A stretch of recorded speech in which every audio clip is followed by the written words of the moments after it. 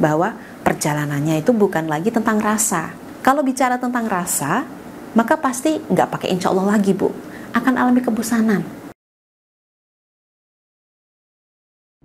Serumah, seranjang, tapi saya dan suami sudah tak berhubungan selama 7 bulan. Apakah ini wajar, Mbak Meida? Nah, ini adalah pertanyaan salah seorang follower saya di Instagram.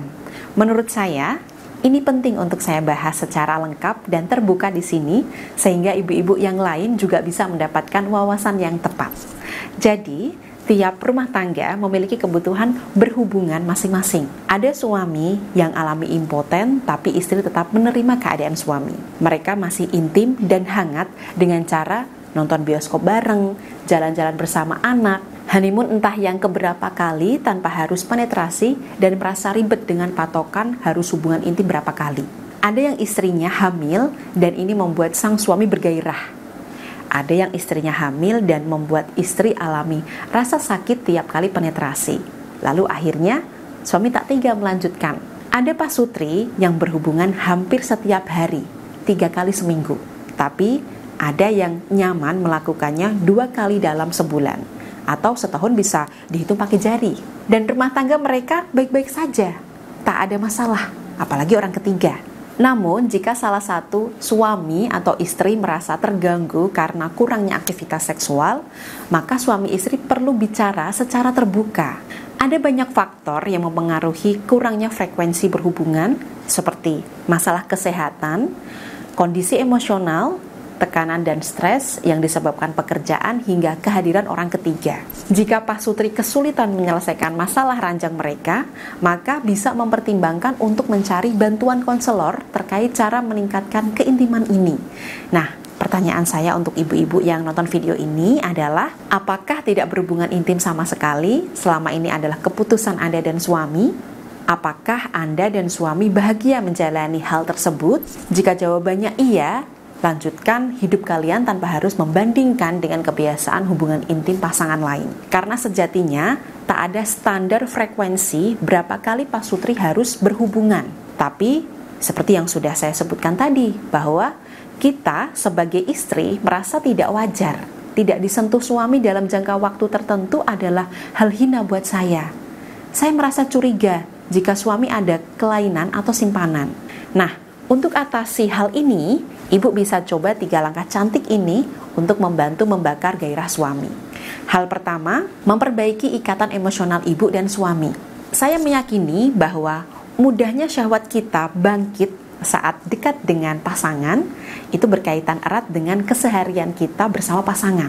Misalnya, ibu dan suami saling terbuka satu sama lain, sering curhat, saling menghormati, dan menjaga. Maka ikatan emosional ini, Bu, menyumbang energi yang luar biasa dalam mendorong syahwat satu sama lain. Nah, sekarang coba ibu dan suami berkaca, bagaimana keseharian kalian berdua? Apakah nyaman berdekatan satu sama lain, saling terbuka, dan makin hari makin cinta ke pasangan? Atau lebih banyak rasa jengkelnya ke suami karena sikapnya yang menyakitkan hati ibu? Apakah suami sering berbohong pada ibu sehingga ini membuat ibu uring-uringan ke suami? Apakah tiap kali curhat ibu sering tak didengarkan suami? Apakah ibu sering meremehkan dan kehilangan respek? Nah, hal-hal seperti ini bisa menurunkan kadar cinta yang ikut mempengaruhi menurunnya kadar syahwat kalian berdua, Bu.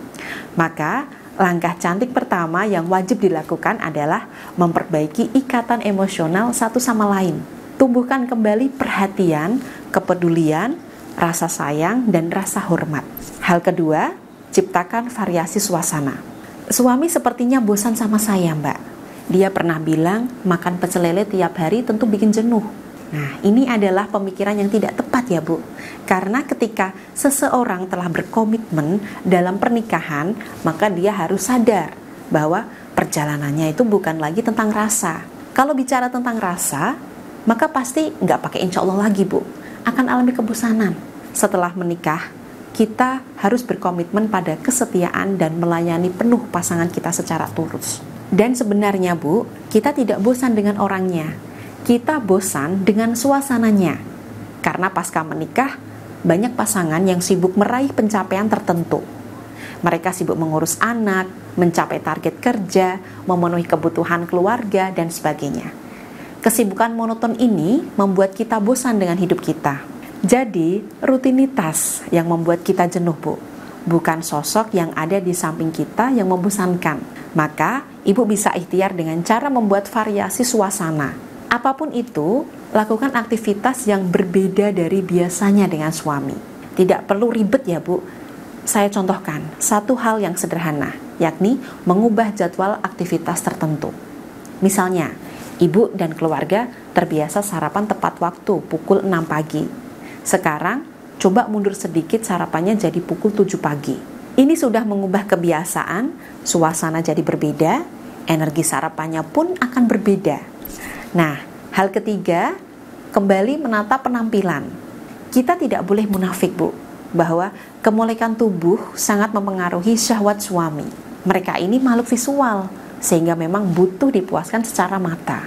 Jika usia sudah mulai lanjut, kerutan mulai muncul, dan kulit mulai mengendur. Cobalah olahraga, Bu. Minimal untuk menjaga kesegaran tubuh Ibu. Insya Allah, kepercayaan diri Ibu akan kembali, dan ini sangat penting karena inilah energi yang bisa mendorong Ibu lebih berani mendekati suami.